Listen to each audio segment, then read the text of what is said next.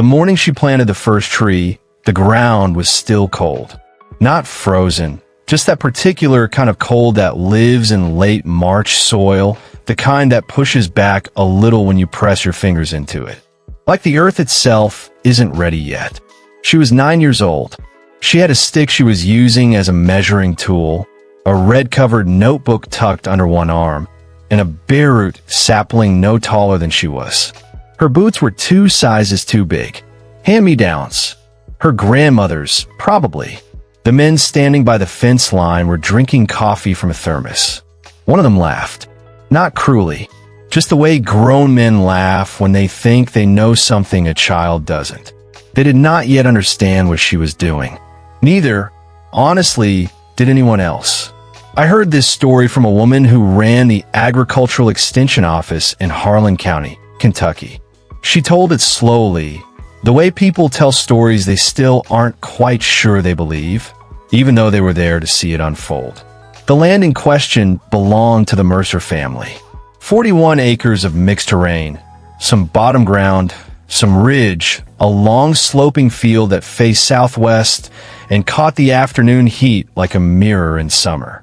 The kind of land that had fed a family for 3 generations but was starting to show its age. Delia Mercer's grandfather had worked that land with draft horses. Her father had upgraded to a second-hand Massey Ferguson 230 in the mid-'80s that he kept running long past the point where it made mechanical sense. Delia knew that tractor the way some children know a family dog. Its moods, its sounds, the particular way the clutch slipped when it was cold.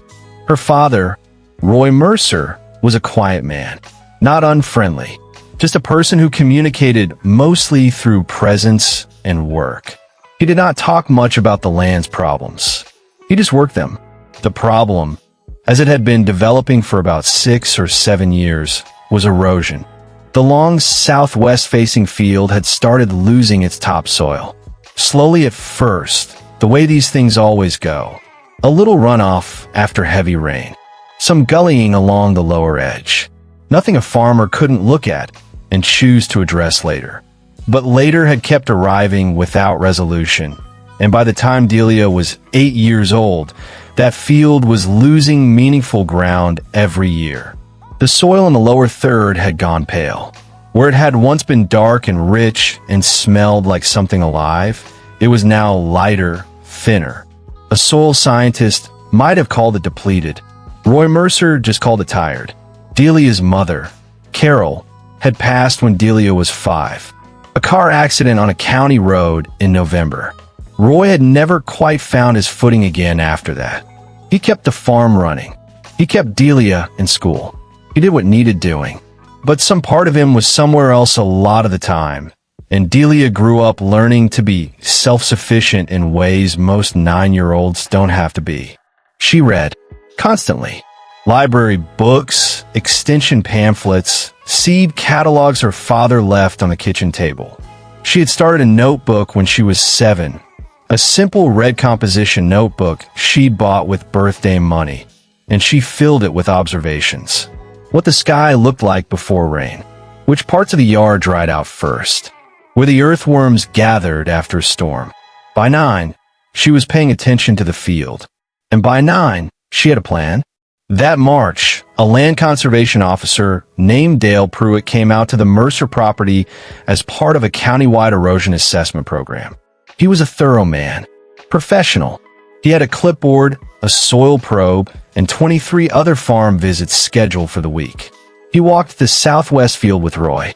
He took 2 core samples. He photographed the gullied lower edge. He noted the pale soil, the reduced organic matter, the compaction along the tractor lines. His recommendation was a grass cover crop, fescue or orchard grass, seeded in fall. Standard protocol for moderate slope erosion. He circled a cost-share program that would cover 60% of the seed cost and handed Roy a 2-page summary. He was not dismissive of Roy. He was genuinely trying to help. But when Delia came around the corner of the barn, red notebook in hand, boots still too big, 9 years old, and told him she thought the field needed trees, Dale Pruitt did not take her seriously. He smiled the smile adults use when they are managing a child's enthusiasm. "Trees take a long time," he said, "and the wrong trees in a crop field can cause all kinds of problems." He looked at Roy. "The grass covers your best bet here. Fast establishment, good root mass. You'll see results in 2 seasons." Delia asked which direction the prevailing wind came from in winter. Dale looked at her again, then looked at Roy. "Northwest," she said before he could answer. "Off that ridge. That's part of why the soil dries out fast in spring and breaks up when it rains." Dale nodded slowly. "You've got a smart kid," he said to Roy. Then he thanked them both and left. The grass cover program paperwork sat on the kitchen table for 11 days. Roy eventually signed it. He ordered the fescue seed through the co-op. Delia did not say anything else about it. She went back to her notebook. What happened next took a long time. That's the part people don't fully appreciate when they hear this story. It did not happen fast. It was not dramatic. It was a 9-year-old girl, alone, doing the kind of patient scientific work that most adults don't have the temperament for. She started by walking the field every week. Not running, walking, and looking down. She was measuring something she had read about in a water conservation pamphlet from the Extension Office, something called rill erosion. Rills are the small channels that water carves into soil as it moves downhill. They're easy to miss if you're not looking. But if you watch the same piece of ground week after week, they get hard to ignore.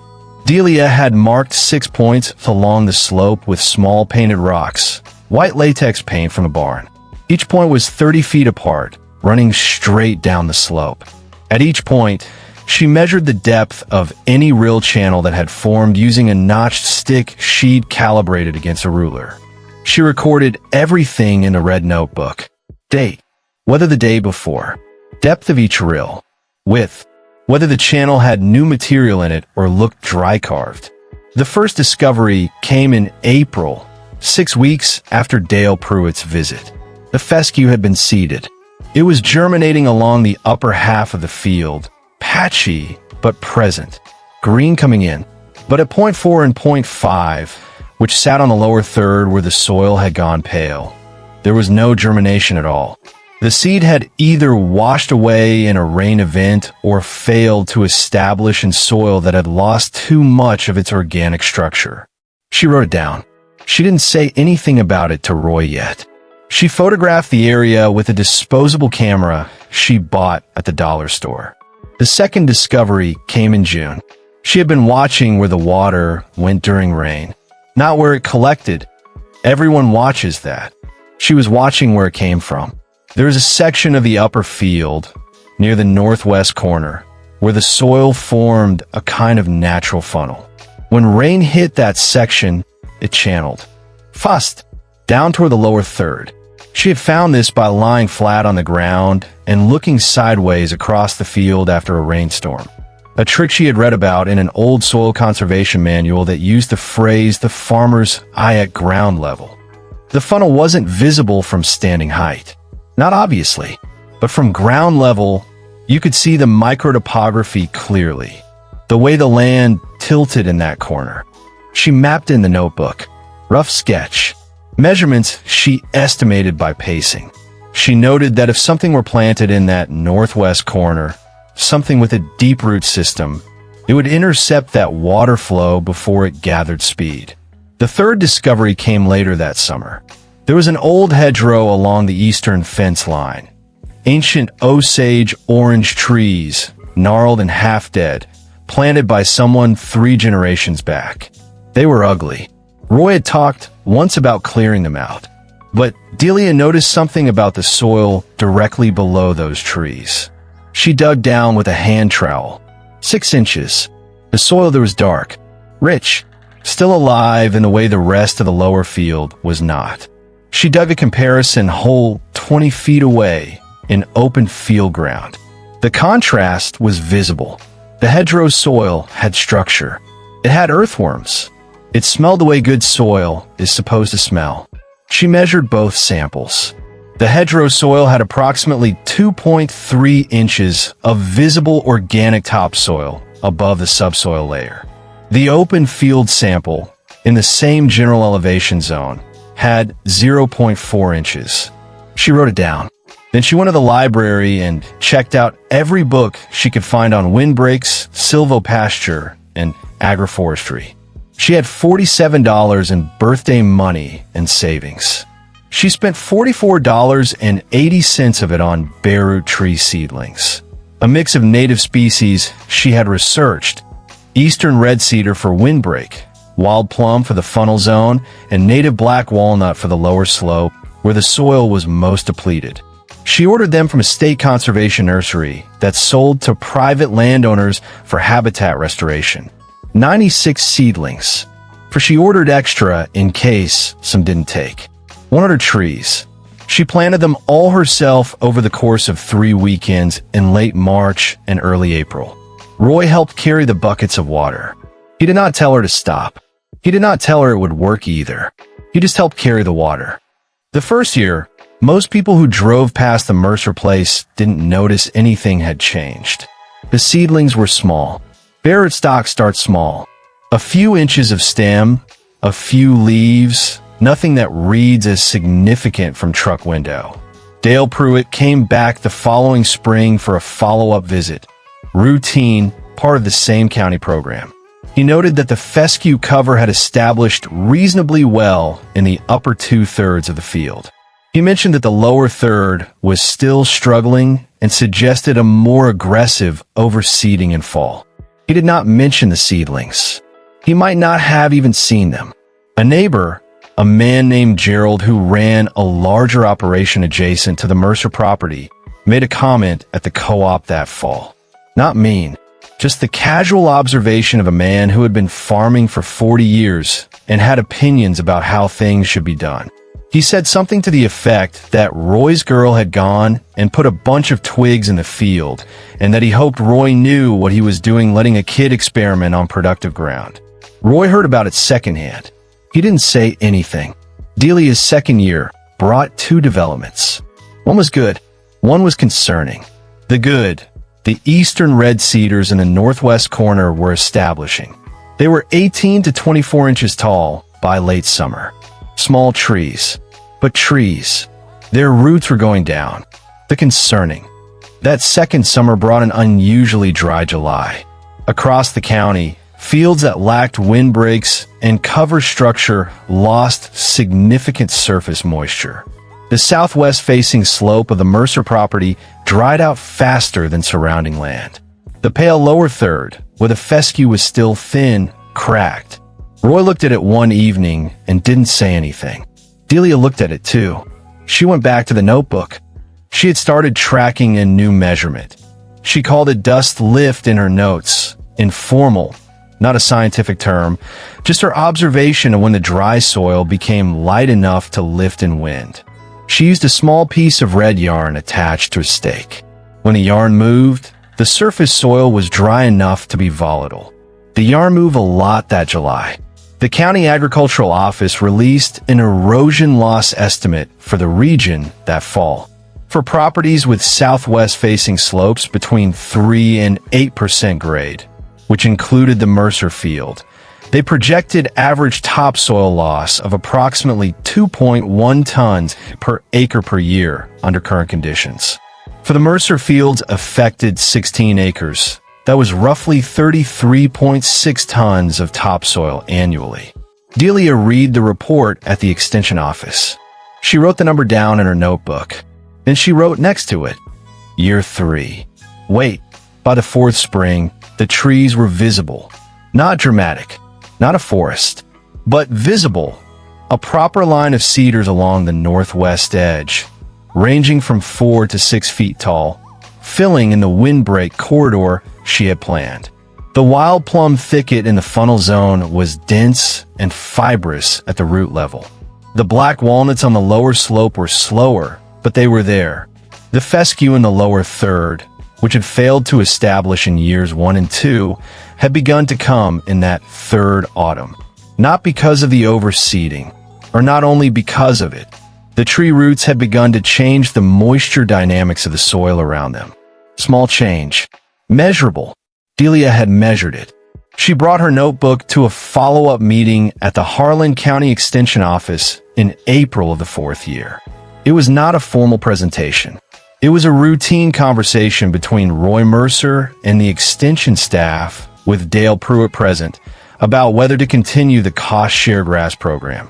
Delia sat in the corner with her notebook on her lap. She was 13 now. At some point, Dale asked Roy how the lower field had done over the winter. Roy looked at Delia. She opened the notebook. She had 6 pages of real measurements, 4 years of data, same 6 points, marked with the same white-painted rocks, measured with the same notch stick. The trend line was clear. Real depth at points 4 and 5 had been increasing steadily in years 1 and 2, maxing out at 3.1 inches at the deepest measured point. By the end of year 3, they had stabilized. In the 4th year's spring measurement, 2 of the 6 points showed active infill. The rills were closing. She had photographs from the disposable camera and, later, from a $12 secondhand digital camera she'd bought at a church sale. She had the soil comparison measurements from the hedgerow experiment, the 2.3 inches versus the 0.4 inches, and new measurements she'd taken adjacent to the black walnut plantings, which now showed 0.8 inches of organic layer. Modest, but double what it had been. She laid it all on the table. Dale Pruitt looked at the notebook for a long time without speaking. The extension office woman, the one who told me this story, said later that the room was very quiet for about 30 seconds. That isn't long in a normal conversation. In a room with adults who have been professionally confident about something, it is a long time. Dale did not apologize. He didn't say much at all. Actually, he asked to take a photograph of 2 of the notebook pages. The county's projected topsoil loss for that field had been 33.6 tons per year. Roy Mercer's actual erosion loss, as estimated from the rill closure data and a professional soil assessment conducted later that fall, had been reduced to somewhere between 8 and 11 tons per year. Call it 10. The difference, 23.6 tons of topsoil per year over 4 years, represented at current replacement cost somewhere between $14,000 and $19,000 in preserved soil value, depending on how you calculated replacement inputs. The trees had cost $44.80 and 3 weekends of a 9-year-old's labor. Nobody in the room said that part out loud. They didn't have to. The story did not explode. That's the thing about real life.